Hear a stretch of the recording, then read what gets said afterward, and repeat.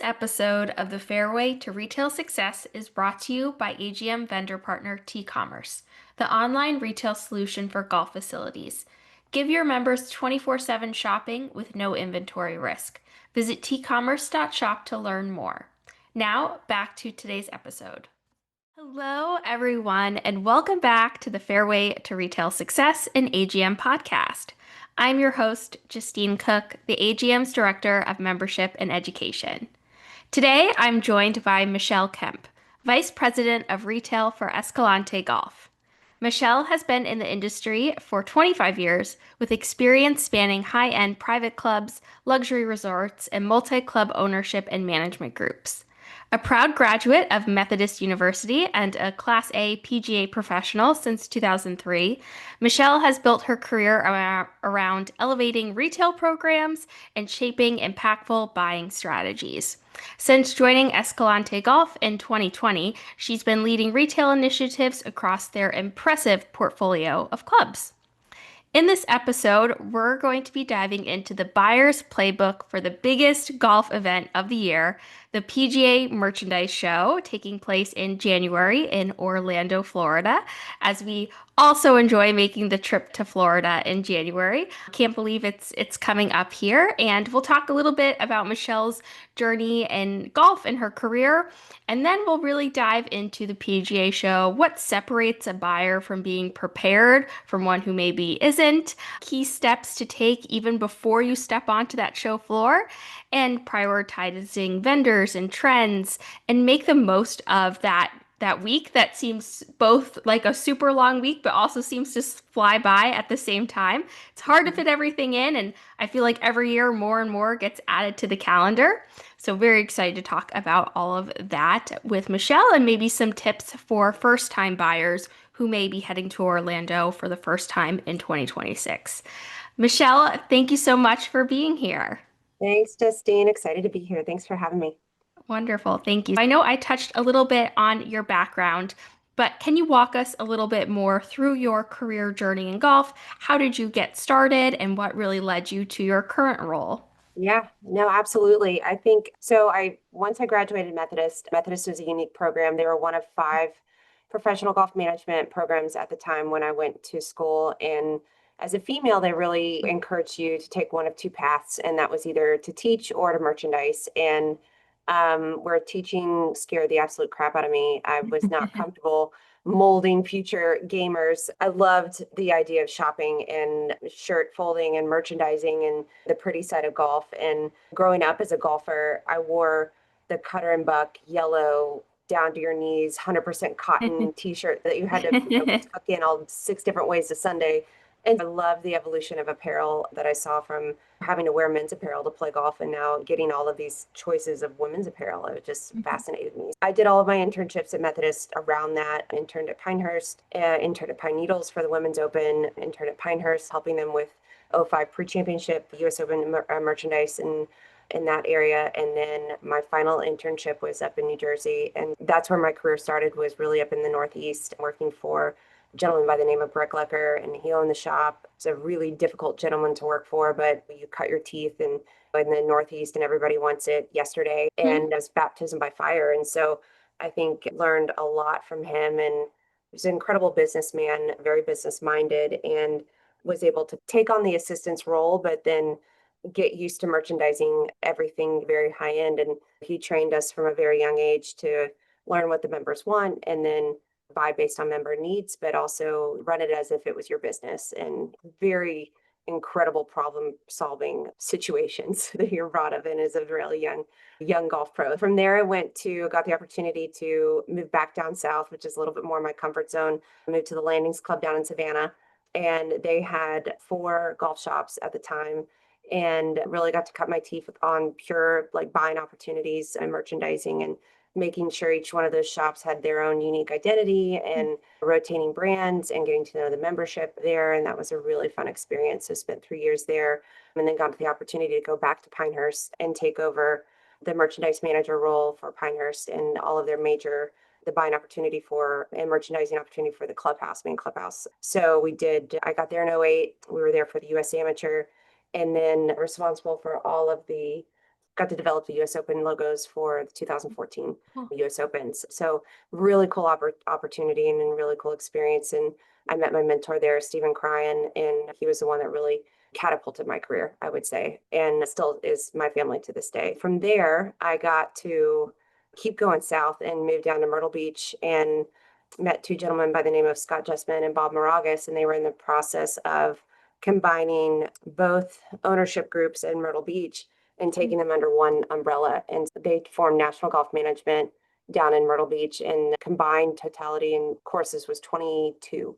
And so did was the director of retail for them for, and they changed ownership throughout the course of my tenure, but I was there for about 5 years. And so we went from, I think, 22 to maybe 20, 22, 23 in the course of that whole area. But it was an amazing opportunity to, we're 90 miles from start to finish and understand, expand from going from 4 golf shops to technically 8 shops at Pinehurst and then compounding that to 22. It's like adding kids. If you versus 3 kids versus 5 kids, you're like, oh, it's fine. You just keep adding. But it was a wonderful opportunity, amazing opportunity. And from there, got an opportunity to go down to Ocean Reef Club down in South Florida, work for John Lieberger and Mike Lee Mays, who just left congressional. And got that was really important, I think, very pivotal in my career because I was able to get a little bit outside of golf and really focus on mainstream retail, tennis, fitness, spa, add, as Mike always say, more arrows to the quiver, and just really broaden the horizon of and say, let's get outside of golf, let's do something a little bit different. And unfortunately, my arrival was in time with Hurricane Irma, and Irma washed out all of the fishing village of Ocean Reef. And our 3-year development plan of what we were supposed to do with the entire retail operation there got expedited to about 90 days. And so we were able to build 2 full retail stores in the fishing village and then rebuy about $2.5 million worth of product and open in time for season. So that's what a really big checkbook and a lot of contractors will do. But it was an amazing experience, an amazing learning opportunity to get all of those and I guess vendor partnerships and that experience of what mainstream retail looks like and the difference between that and what golf retail relationships look like. I think all of that was enough. And I'd moved far enough south that moving more far south, and so I had the opportunity to move back to Texas and be a little closer to home. And I did, and was with Club Corp for a hot stint. And then COVID happened. And then that's how I ended up with Escalante. So that's it. That's a hot That's take right there.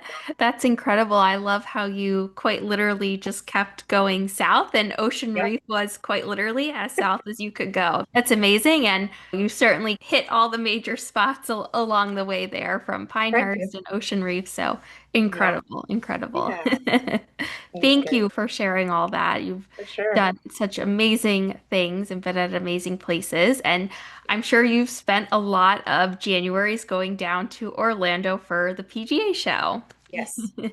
Yeah. So my first show, I'm gonna age myself. My first show was in 1999.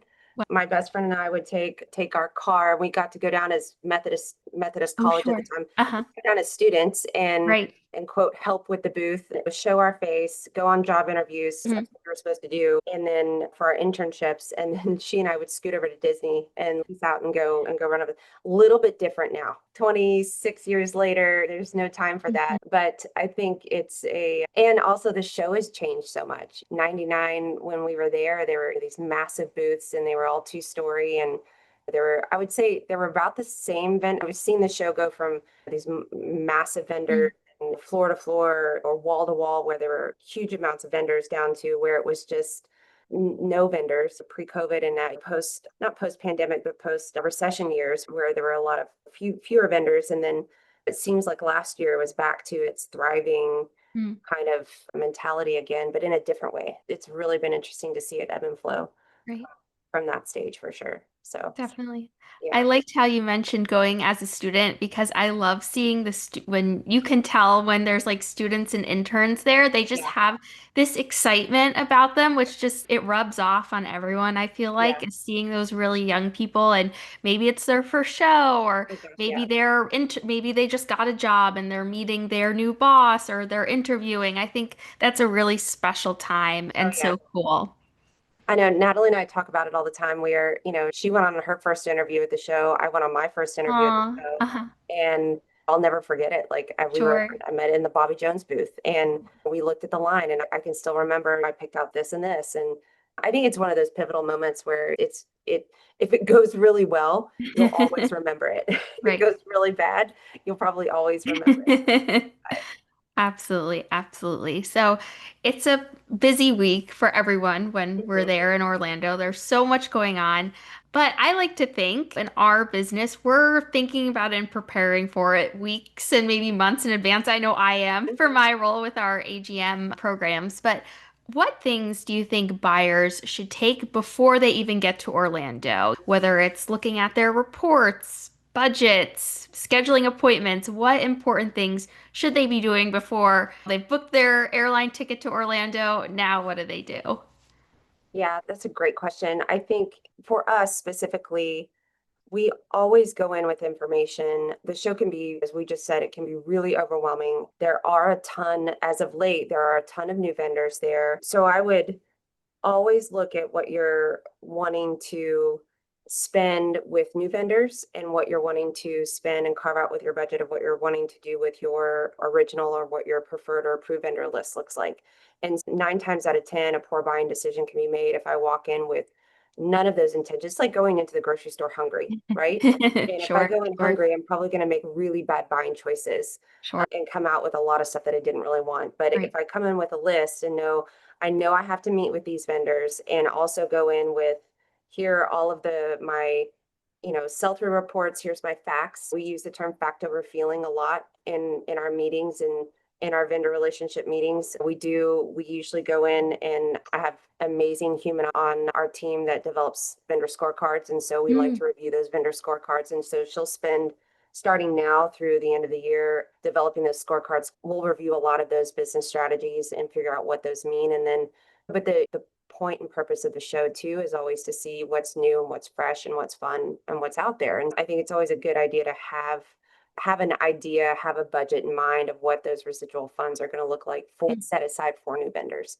And so knowing what that is already, then you can say, okay, yeah, then that becomes fun. Yeah, I can spend it here, I could spend it here, I could spend it here versus walking in and then just saying, oh, I blew my entire spring budget on all these brand new vendors and I have no idea if they're going to be able to ship mm. or fulfill or whatnot. Yeah, Right. having some reports and having some backup docs are always good. Good idea. Yes, I love hearing about our buyers who do vendor scorecards. That seems to Mhm. be growing in popularity, which is a good thing. That's what we want to hear. So great to hear that, and definitely recommend for folks to build something like that to use. Absolutely. Absolutely. So, how do you prioritize? Do you prefer looking at it like on a vendor level of how you're going to spend your time? Do you do it by category or new versus existing or a little bit of everything? Okay, I'll tell you what I'd like to do in my head, and then I'll tell you what the reality usually ends up shaking out. We always like to carve out a day where saying, okay, here's the day that we're going to always meet with our preferred vendors. Here's the day that I would like to carve out where we're just going to walk the show floor and find out what's new and what's fun, what's fresh. We're participating in the program either we use the AGM product preview as one of those scouting opportunities. We use the one-to-one event as a scouting opportunity because that really does help us see a lot of new and fun and fresh. And then we'll set our key meetings, try to set our key meetings first, make sure that we are going to see what we want to see and get those locked in first. And then it's like building a cake. We got to get the foundation set first, and then we'll start filling in with all of the gaps per se. If not, if you start saying yes to everybody that reaches out Right. to you first, you're going to be full by October 2nd. And then the people that you really did want to see, you're like, dadgummit, I wish I had time for you. But then my other advice is always to start blocking off 2 or 3 hours of a time in the morning or the afternoon to make sure that you have time. If your priority is to walk the floor and try and find new vendors and give yourself that time, always just block off an hour here. Or if you know it's going to be a short meeting, just go ahead and block off an hour. That way it gives you to maybe walk and search in between one meeting to the next and then the other meeting to the next. And that way you're not just racing back and forth like hamsters on a wheel sometimes. That's what we made the mistake last year of thinking that booths were going to be in the same place and they weren't. Oh You're, no. you're a little bit running back and forth, but Right. it was nice because we had hours put in place where if we needed to squeeze in an extra 30 minutes, we could. Mm. And if we didn't, we had a little bit of time as a buffer. Sure. I love the idea of starting with your foundation of what the most important blocks are and securing those before your other commitment. Beyond appointments and buying, there's a lot of great opportunities going on throughout the show week that make it such a full, fun, busy week, like networking, discovering new brands, like you mentioned, strengthening relationship with current vendors, some of the social evening events that are going on. How would you recommend a buyer balance those opportunities throughout the week? Maybe they're a newer buyer who feels overwhelmed of, like you said, saying yes to everything, Yeah. including the evening hours or breakfasts that are happening in the morning. How should a buyer balance that best?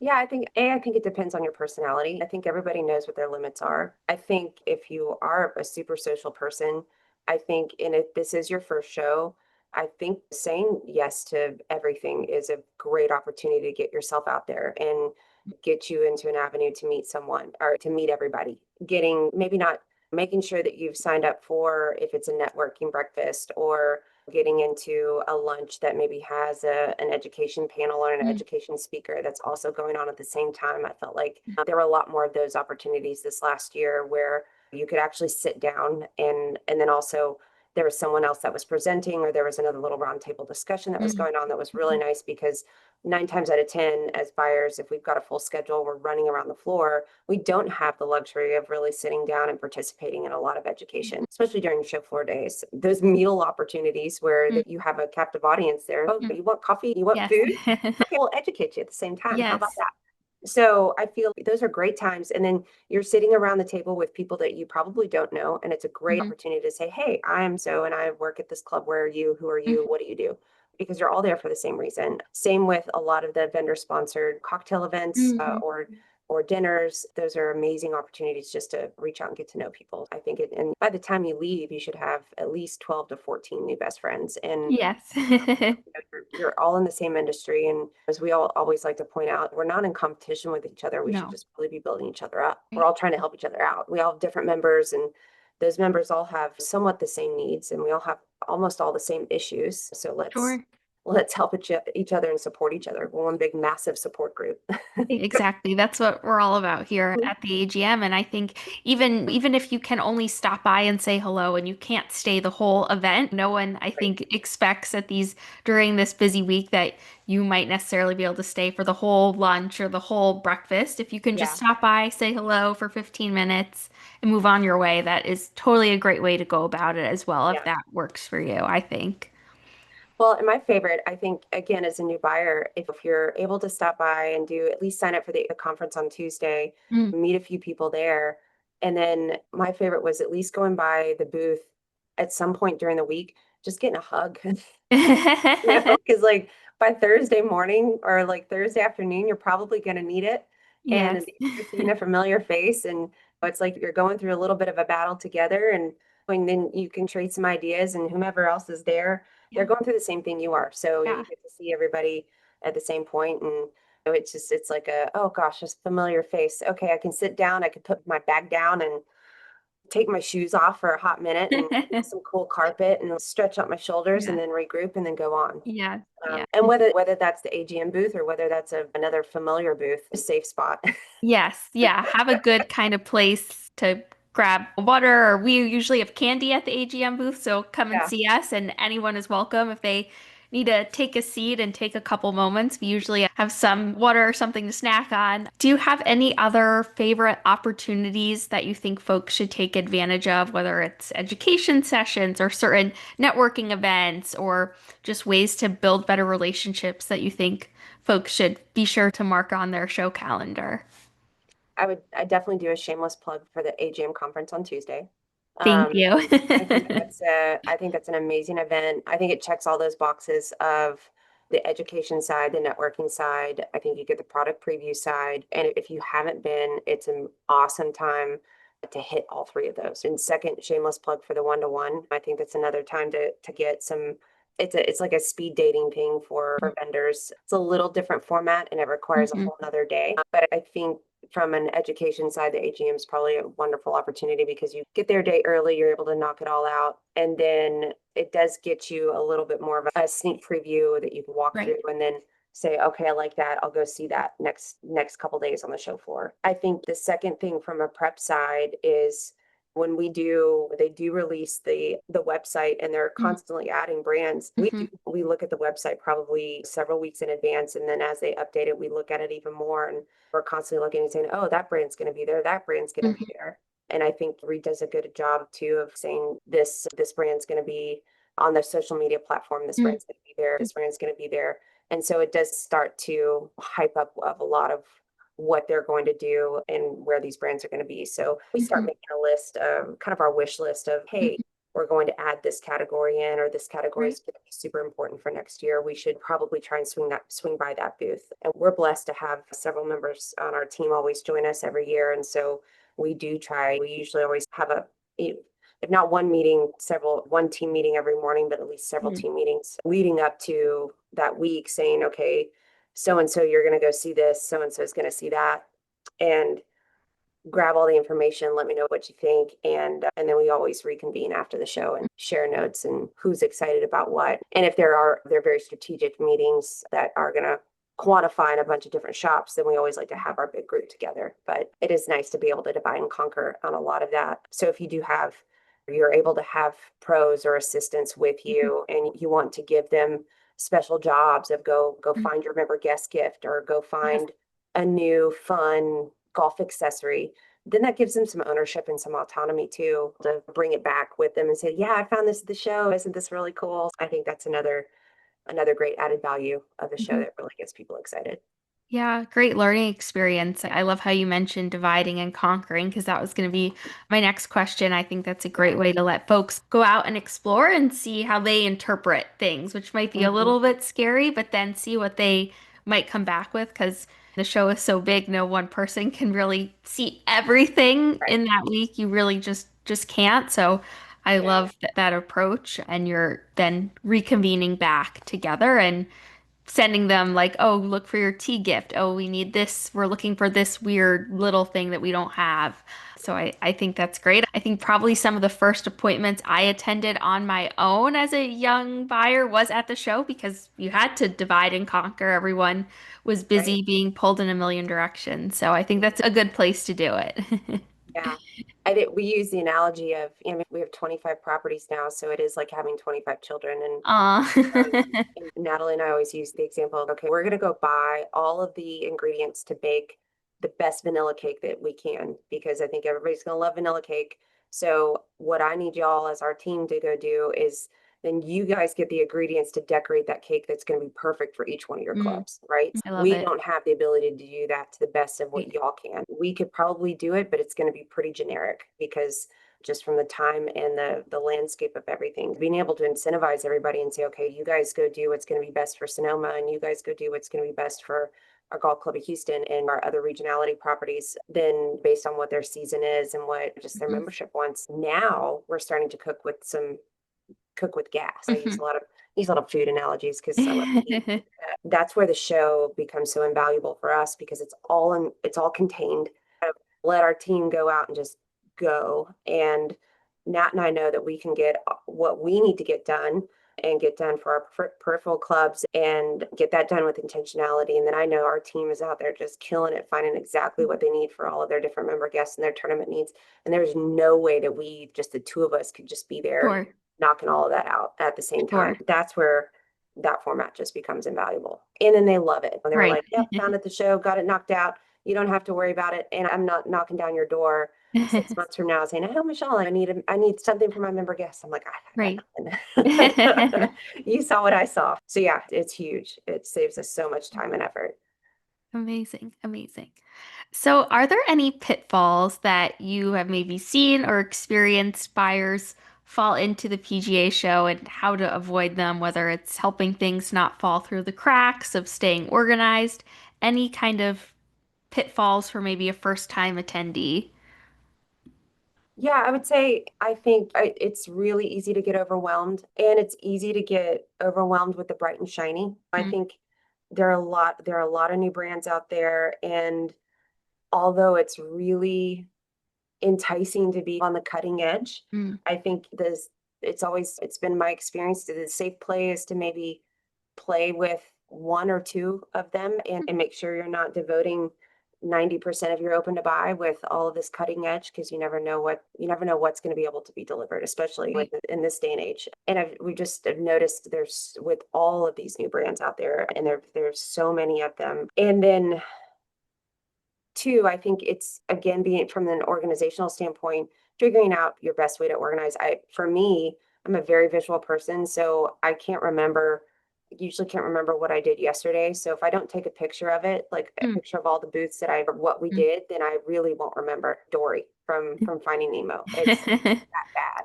Going back through all of my PGA show, like I'll Mm. take a picture of almost every single booth that we're at, and I'm like, oh yeah, I do remember that. I do Hmm. remember that. And that's super helpful for me. So, Yeah. because if I didn't visit it, if I didn't take a picture of it, it's like it didn't happen. Um, and also too, it gives us a way of reporting back to either Mm. our owners or putting together that PGA show month end report to all of our properties. Hey guys, this is what we saw. Here's the new fun and different that's out there. Mhm. You might not be able to get the full aspect of it all, but it allows you to at least share your experience and share your Mhm. memory.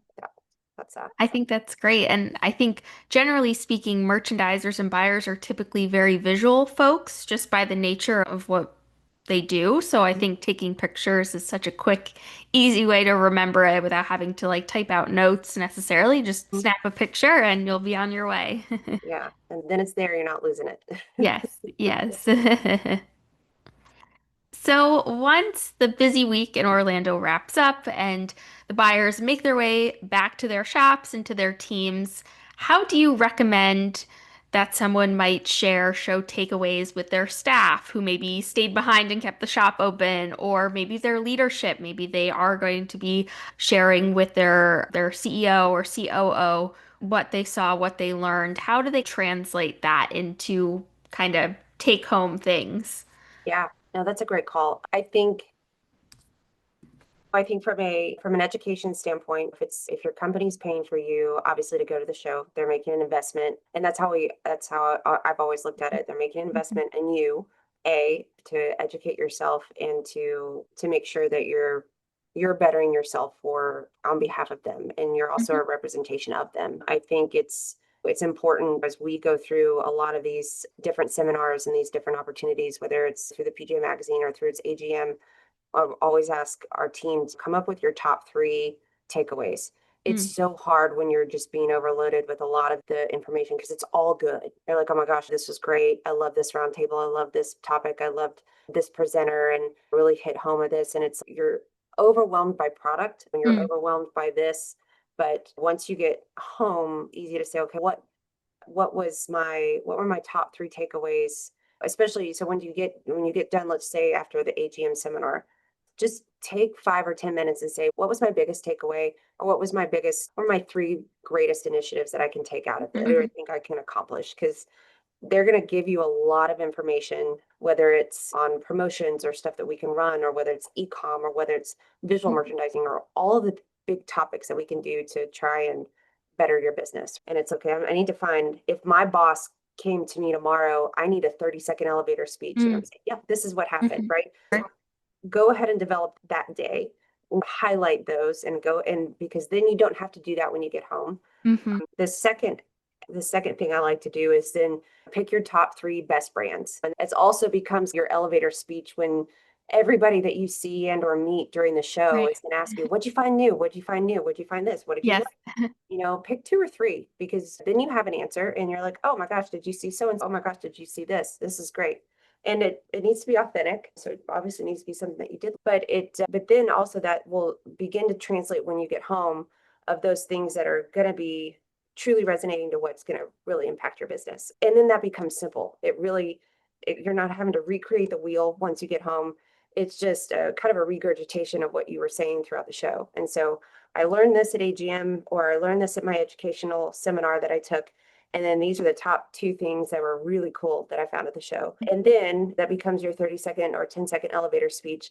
And if you need to do some other different report or more formalized report, I have always done a PowerPoint. We've done a PowerPoint presentation where we've included a lot of our pictures. We included the brands that we saw. We Mhm. included where they're going to maybe be placed in our shop, how it's going to impact our business, or if it's going to be a new category that we're going to drive at X, Y, or Z shop. Here's what we're going to do and how we're going to Mm. use it. Go ahead and start telling that story, because if you don't already have that in your mind, you probably shouldn't have bought the brand in the beginning.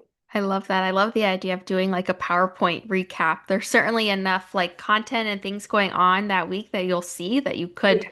easily do that if you snap a couple pictures and Yeah. write down the brands you visit. There's certainly plenty of things there. And I think that's so you highlighted a really important point that you're a reflection of your facility while you're there representing your facility, whether it's a private club or public or you're at a resort, you're their representation. And for some folks, their leadership might be there with them on site, or maybe not if just one person is going, depending Mhm. on the size of the team. But I think that's important to remember. I know that's something a lot of times young buyers or young folks in the industry are told that this is not a vacation. There certainly is some fun elements involved, but Yeah. it is a business occasion that we're here to do business. And there are a lot of fun social things that are part of it and getting to see folks that you only see once a year, which is often the case. But at the end of the day, you're there to do a job and you're representing your facility at the PGA show. For sure. And it's an awesome time. We're blessed to be in an industry that allows us to do both, right? Yes. We get Yes. to work in a place that allows us to play, and we get to play in a place that allows us to work. There's a fine line that can be crossed, but it's a wonderful avenue if you can figure out the balance to Mhm. it, to be able to have fun and love the people that you work with and work with people that you love. The people are the best part in Yeah, golf, I've always yeah, found. absolutely. Amazing. So, as we wrap up here, I'll ask you one final question. If you Mhm. could give one piece of advice to someone in the industry attending their first PGA show, what would it be? Oh gosh, wear comfortable shoes. Okay. Yes. Bring snacks, hydrate. Hydrate. Yes. Hydrate a lot, Yeah. definitely.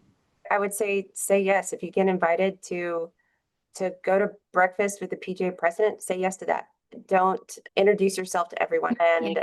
and then also go in with a budget, because it will be overwhelming. Yes. Yes. Absolutely. So, Absolutely. and you'll be fine. Yes. Yes. And you'll have a great, successful show without a Yes, doubt. 100%. Amazing, amazing. This has certainly gotten me excited about the PGA show. Me And too. I know I'm ready. yes, we're so excited. We'll have lots of fun, exciting EGM things going on that week, and certainly hope to see everyone there. And hopefully, we'll see you, Michelle, on the show floor with your team. For sure. We'll be there. Can't wait. Amazing, amazing. This has been such a great conversation. Thank you for joining us, Michelle. We really appreciate it and love Yes, having you a part of our AGM community and a part of our education committee as well. same. It's my pleasure. And thank you, everyone, for tuning in to another episode of the Fairway to Retail Success. And we hope to see you all in Orlando very soon. Take care, everyone.